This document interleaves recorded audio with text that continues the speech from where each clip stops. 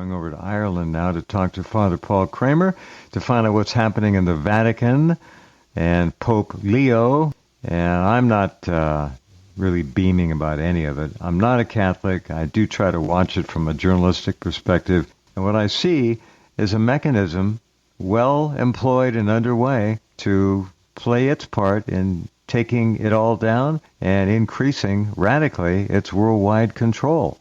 The Catholic Church is being taken down. We know that. We've established that quite clearly without any argument or I think, difference of opinion, and it's not a good situation. Let's see what's up with Father Kramer. Welcome back. Thank you for getting up early over there. And how does it look to you on this 4th of July here in the States? Well, the more I observe what's happening in Rome, in the Vatican, I see this man who appears more like a pope than his predecessor, Bergoglio. So you're saying he's at least playing the role better at this point? Exactly. I watched a film many years ago. It was a World War II film. The actor was Donald Sutherland. Mm-hmm. Terrific actor. Yes. And he was a German officer of the German Army of World War II. Mm-hmm. But he was wearing a British uniform. So he looked British. Okay. At one point, toward the end, underneath his British uniform, you could see he was wearing a German uniform. Because he didn't want to be considered a spy. So you would be considered a spy if you were wearing a uniform of one of the Allied countries. Gotcha. But he was wearing a German uniform, but underneath the British uniform. This is the kind of disguise that we see this man wearing. It's a opposite. Every decision he's making reaffirms the Gnostic New World Order religion that was being instituted in the Vatican by Bergoglio. But it has a much more palatable, much more Catholic appearing window dressing. But every day we see he's making decisions, appointments that simply reaffirms the revolution. Got it. He's very open about saying that he's Bergoglian. Well, sugarcoating the bitter medicine, I don't know. The guy has, from my perspective over here, my vantage point, not been in the news much, not done anything that you would expect to see in the corrupt mainstream media over here, but you don't. He's just not a presence yet. Maybe they're just holding back for some reason. Maybe it's not his time to play his major role yet. I think they had him picked a long time ago, would be my guess. I think he was well rehearsed and ready when he was put in this position. That's my sense of it. His role is not to be a revolutionary. What he does is to appear like a pope and allow the national hierarchies through the process of synodalism to completely abolish everything that was essentially Catholic in the church. That will be done, what Bergoglio called the peripheries. So from all the outlying districts of the church, from all the national hierarchies, from the various national synods, they will be the ones who will institute the reforms. And he will simply preside over the revolution. So he'll be the rubber stamp for all the changes that will basically unmake the Catholic Church. He's not going to get his hands too terribly dirty, then, obviously. He's going to play an executive. It's just part of the conduit of passing the will of the majority of the Vatican through to the Church. He's a conveyor. Yes, and not just the Vatican, but of all the appointments that were made by Bergoglio, including himself, simply to keep things in place as Bergoglio had established the new regime. Gotcha. Yeah. Yeah, well, that makes sense. That's a good description from what I'm seeing over here. Sounds like exactly what's going on. I think we can safely assume, relatively safely, that he's going to be around for quite some time. He appears to be in good health. I'd say he might be there 20 years, right? More? This is where it's going. That's what it appears to be, but it's not going to play out that way. I do not think so.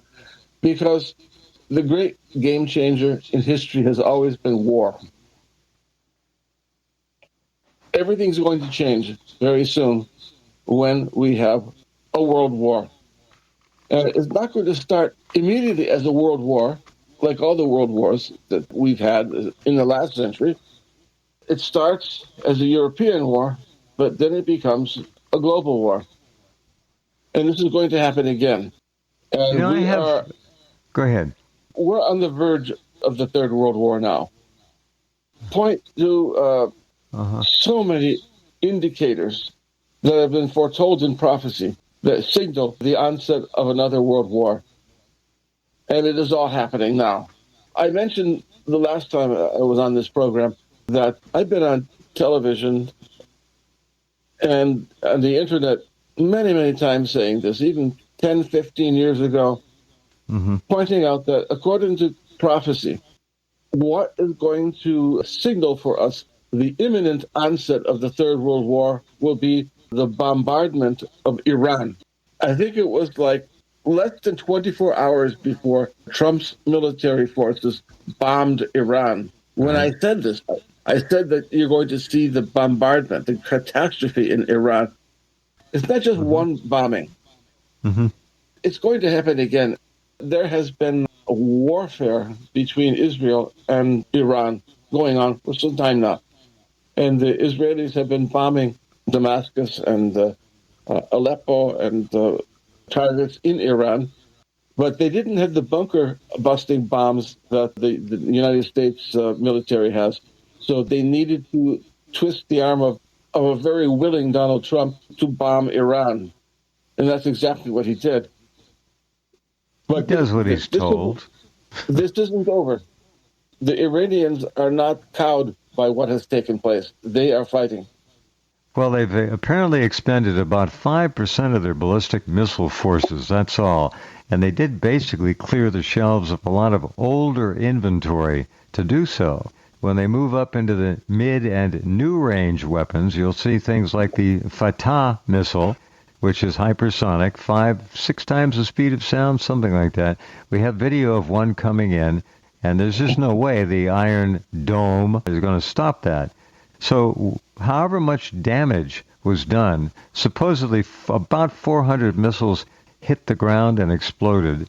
The rest were taken out by whatever kind of defenses were still there. So I don't know, but the next round is going to be much worse for Israel, as it should be, if they do it again. Now, there's somebody is already suggesting that Israel may try to provoke Pakistan next as well. So that'll be kind of fun. I don't know. This whole thing is quite disgusting, frankly. The only good thing we have going in terms of possible salvation from a massive global war is the greed of the international Zionist mindset.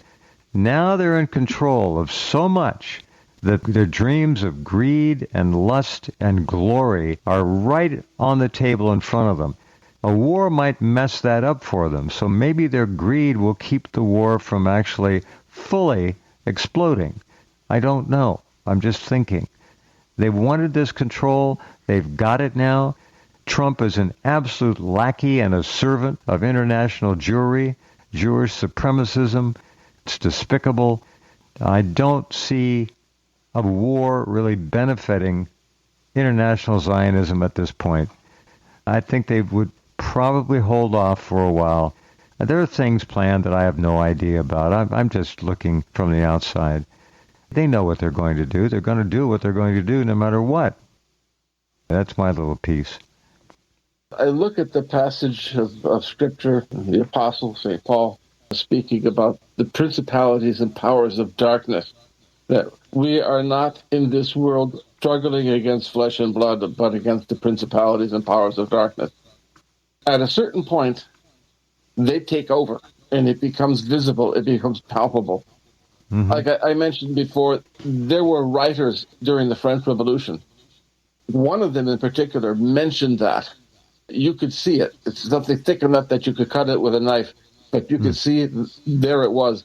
The affairs of men were no longer presided over by flesh and blood, but by the principalities and powers of darkness, by the demonic realm. They took over. Right. The same thing you see mentioned in the Soviet Revolution. I think it was Solzhenitsyn who hinted at that, and other writers were more explicit about. In the Soviet Revolution, it became clear that demonic forces were taking over. It was no longer human beings who were presiding over what really takes place, but it was the demonic beings who took control over Well, over they're that certainly revolution. around. Yeah, they're still around. We've got a lot of evil on this planet, and again, it does seem to be, it's certainly crawling out from under more and more rocks, if not proliferating. In either case, we've got evil. Evil is right there. You can't miss it. I remember how this global revolution is to take place. One French author was talking about the global revolution. He pointed out that the global revolution is not something Soviet. The real revolution began in America. Communism, of course, was imported into Russia. It was a shipload of the worst kind of Jews went over and instituted that revolution that ended up as calling itself the Soviet Union. The Bolsheviks were created by international Jewry. Zionism really wasn't a word until the mid-1800s, 1880s to be precise. It's the same people. And yes, they created it. And yes, they've slaughtered uncountable numbers of people. World War II was a Jewish war. How many people died? 80, 100 million? Who's counting? So yes, what you're saying. Agreed. The Soviet Revolution, communism was imported into Russia. It became the Soviet Union. But the global revolution is not something that is going to take place by merely political means. I remember one of the principal Masonic authors, I've forgotten the name, one of the books on Masonry written by a Freemason spoke of how these changes take place in the world. The geopolitical shift that takes place in the world is not something that is going to be accomplished by merely political means, but through the operation of what he called the seething energies of Lucifer. We're talking about war. We're talking about bloodshed. Right. I recall the verse in the gospel where Jesus Christ, our Lord, says that Satan was a murderer and a liar from the beginning. So he uses deception and bloodshed, murder, mass murder, Sure, to accomplish his ends. So Father Kramer, excuse me, I don't know if we're going to see a global conflagration. I can certainly see a theater war.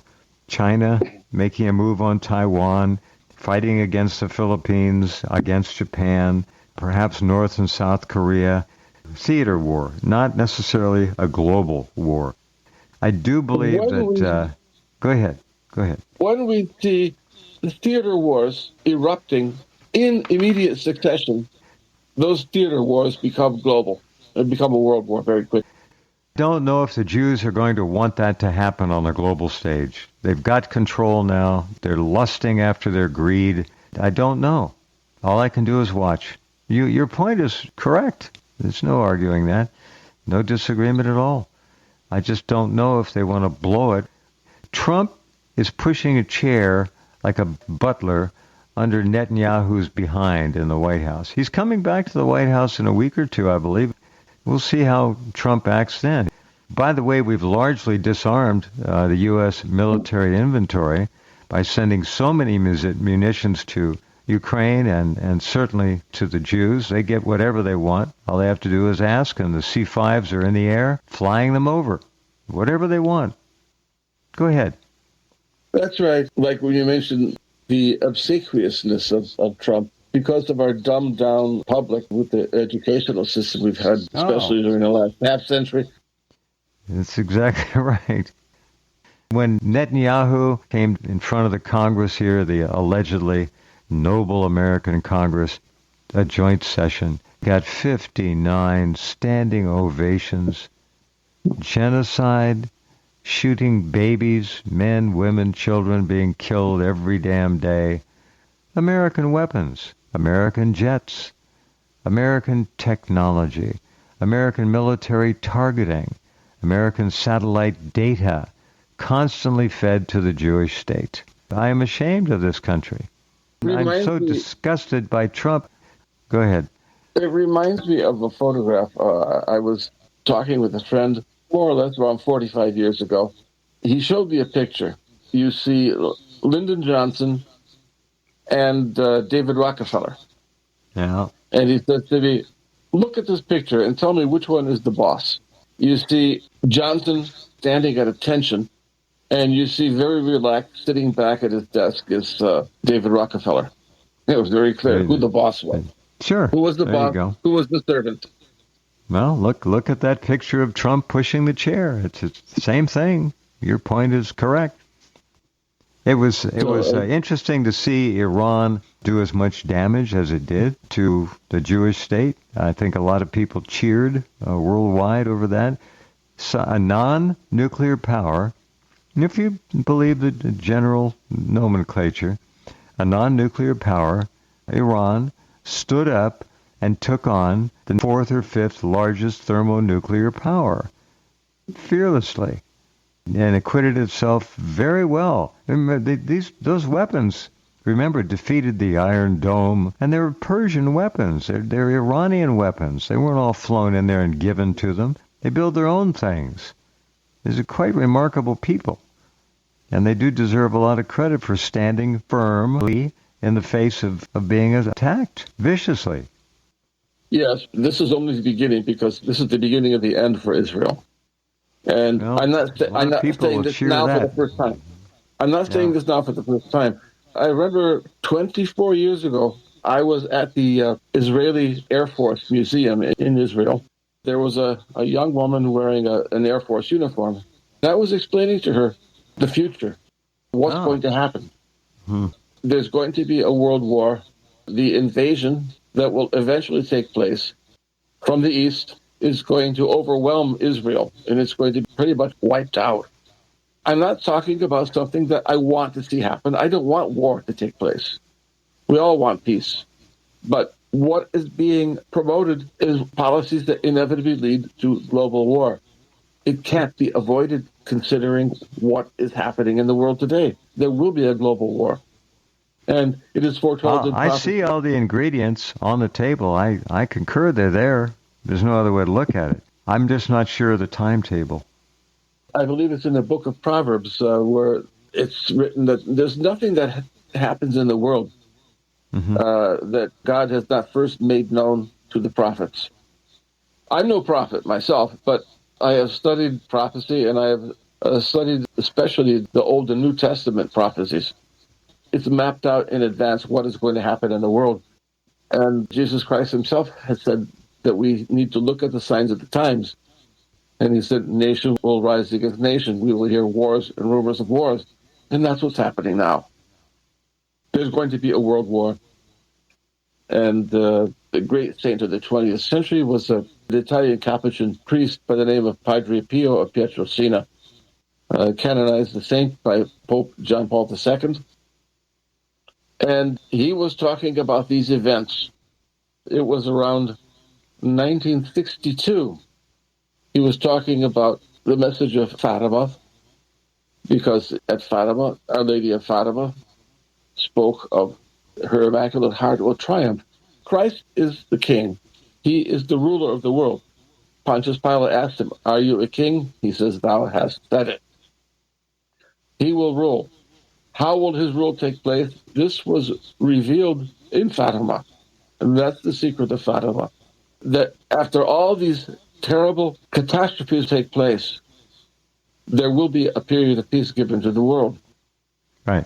So these people approached Padre Pio in 1962. Right. And asked him, will we live to see the triumph? He said, no. He said, you will not see it. I will not see it. But then he pointed to some kids who were playing, little kids, little boys, about 10 years old. And he said, but they will live to see it. Now, this was 1962. These kids were about 10 years old. That means they were born around 1952, which would be they're my age. So he was saying, people who are my age, they will live to see when the dust will clear when all the bombs stop falling and there will finally be peace in the world, it's people of my generation who will experience that, who will witness the end of all this catastrophes, this time of troubles. And Right. when the punishment of the world will be finished, then you will see the peace of Christ reign throughout the world. It is my generation who will live to see this. So the time is drawing very close now. Interesting. All right. Well, that helps. Here we have a question for you. Please ask Father Kramer to go into this new Mass for the, quote, care of creation, end quote. It was just announced this week. Sound familiar to you? Yeah. This is simply the implementation of the Bergoglian revolution, which is to replace the worship of God with the worship of nature. It is a religious rite that worships what Spinoza called Deus sive natura, which is God or nature, because God and nature are the same thing in their mentality. This new religion is Gnostic, and it is what Hilaire Belloc, the great Catholic writer of the last century, called the permanent trouble of the human mind. This dualism that equates good and evil exist in equilibrium, according to Masonic dogma. That's Albert Pike who explained that point. Yeah, right.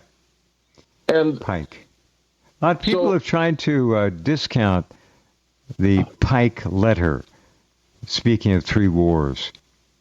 Finish your thoughts, and then let's go back and take a look at that. Go ahead. Yeah, I can only say when they speak of nature and all this environmentalism, this is instituted to worship their God, because we must come to understand that when they speak of God, they're talking not about the supreme being, creator of heaven and earth, the pure spirit, the infinitely perfect, infinitely wise, infinitely powerful, almighty God. They're talking about the universe. Their idea is of God is the universe. And the soul of the world, the world soul, what the ancient philosophers called the anima mundi, the world soul, the mind of the universe, that's their idea of God. This is the Spinozan concept of God. They want to put in the place of the Christian notion of God as the Trinity of persons who is eternal and infinitely perfect and almighty. So that is a different religion that worships a different God. And Bergoglio said his synodal church will be a different church. Of course, it's a different church because it's a different church with a different religion. It worships a different God. But it has to be counterfeit. In order to be a counterfeit, if it's obvious, it fails at its purpose. A counterfeit has to look like the genuine article. It has to look authentic. Otherwise, people will look at it and say, well, this is counterfeit. It has to be a bait that the people of the world will bite into this bait and swallow it. That's why this man, Prevost, is really worse than Bergoglio. Well, I think he's more camouflaged, and that does make him more dangerous, right? Yeah, like I say, like that film, uniform. Donald Sutherland was not openly wearing a German uniform in World War II. He was wearing the British uniform because how would he convince the Brits that he was one of them if he was wearing a German uniform? Bergoglio was obvious, a counterfeit. The enemy within the gate. Blatant, yeah. But now we have one who doesn't want to appear that way, but he cannot hide what he is. Very good. All right, any comment on the other subject? I've forgotten exactly what was it, what we were leading into here. Oh, well, I've got 4 things written down here, and I can't remember it either. Doggone it. I'm sure all of you out there do. Maybe it'll come back to me in a minute. Anyhow, I see this as a long-term stealth pope. Same agenda, but being implemented with, I think, a lot more shrewdness from the dark side, trying to diffuse, perhaps, those who would like to to see the church revert back to its real calling? I don't know. Intervening events are going to take over. And as I mentioned before, the principalities and powers of darkness have set too many things in motion so that human beings, mere flesh and blood, are going to lose control. And the one who Jesus Christ said has been cast from his throne is going to attempt to regain power over the world, to regain dominance, and to be worshipped in the place of Christ. That is what we're going to witness in the immediately coming years. That can only be through world war. Well, when you have an AI presence that is 100 times more intelligent, if that's the right word, and works for nothing, and will apparently do its bidding, although I wouldn't hold my breath on that, because I think AI is going to walk away from its programming controllers, if it already hasn't. This is my take. It's all very interesting. It's unprecedented in history. Nothing has happened this fast. Nothing is this profound. There's going to be a reign of terror in the world. Not just a world war, but there's going to be a reign of terror, a regime. I would agree with that, yes. The human race is going to be subjected to such total control and total oppression. Mm-hmm. Yes, sir. But this is the importance of the message of Fatima, that it is God Almighty who is in control, because he's the creator. What is AI compared to the eternal and infinite God who created heaven and earth? I don't think we should even be thinking about that. I think we should be comparing AI to Homo sapiens, which are being left behind in many ways very quickly. And most people really don't know where this is going. And it's just keep magnifying, doubling, quadrupling what AI is doing now. And every period of time, a month, a week, it's going to double. And it's very shrewd. It's much more shrewd than its human inventors, its controllers. No, I would never make a comparison like that. Your point is very well taken. You can't. If you want to start a business, AI will tell you exactly how to do it. You have a question about anything, it'll answer it. It's quite an intoxicant. It's a mental aphrodisiac. The rank and file are going to eat this up. They're not going to want to be without it. My take. Not speaking for Father Kramer. I remember back in 1973, there was an Italian priest I knew. He was quite old at that time. He was born in the 1800s.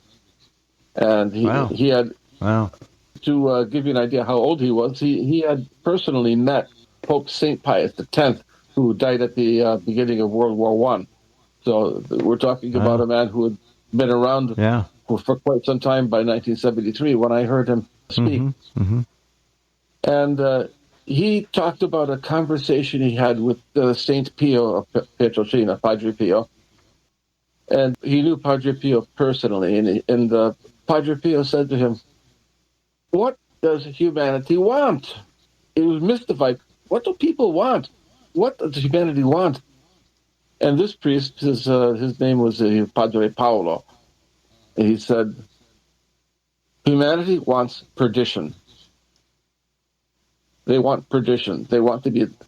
It's a lost... In other words, our generation is a lost generation. He's talking in 1973. It's only gotten worse since then.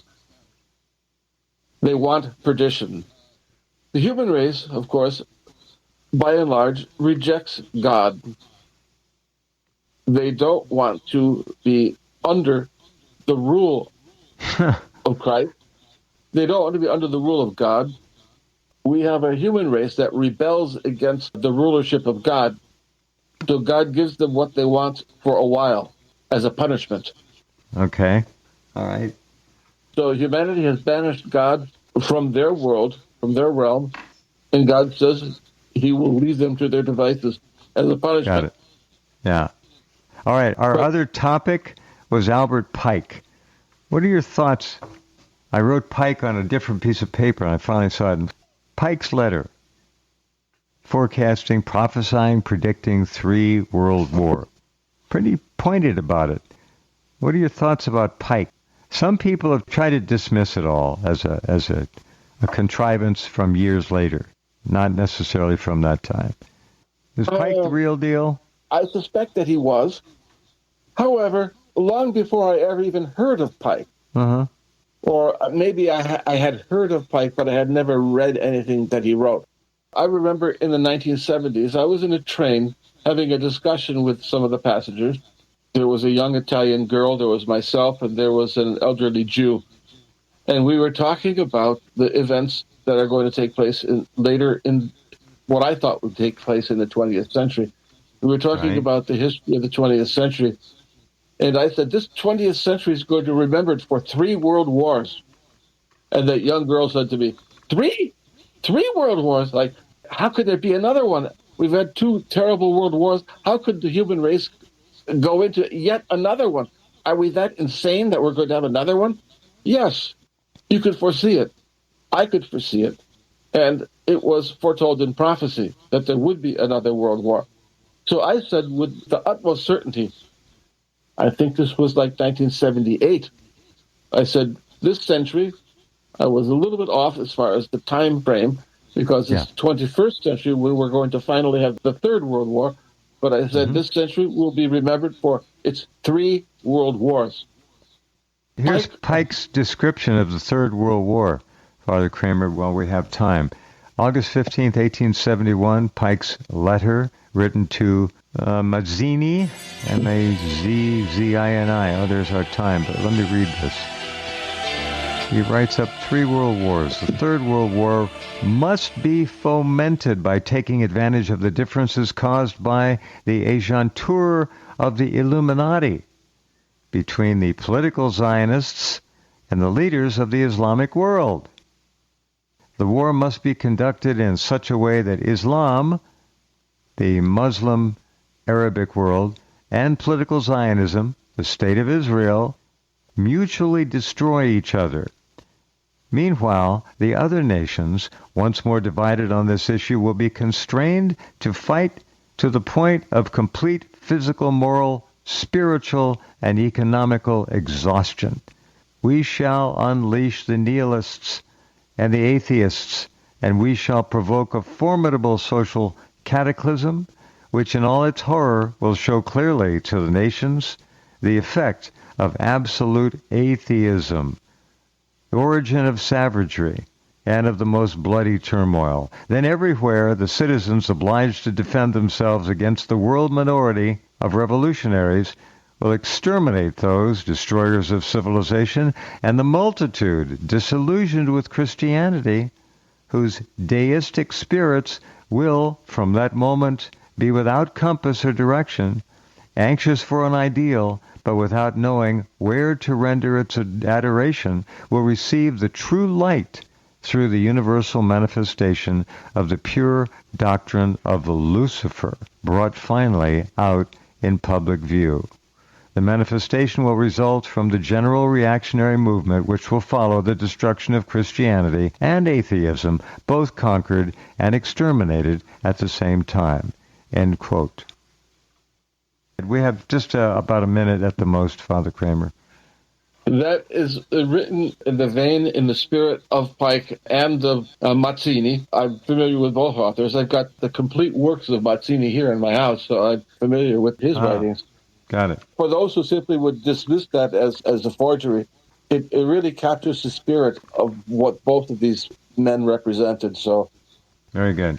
I don't think we have to really speculate too far as to whether it's really authentic or not. I think it's very good. It's rather obvious. It's rather obvious that this represents their mindset. It does seem to be exactly that. Thank you, Father Kramer. You be safe, be well, and again, appreciate the contribution as always.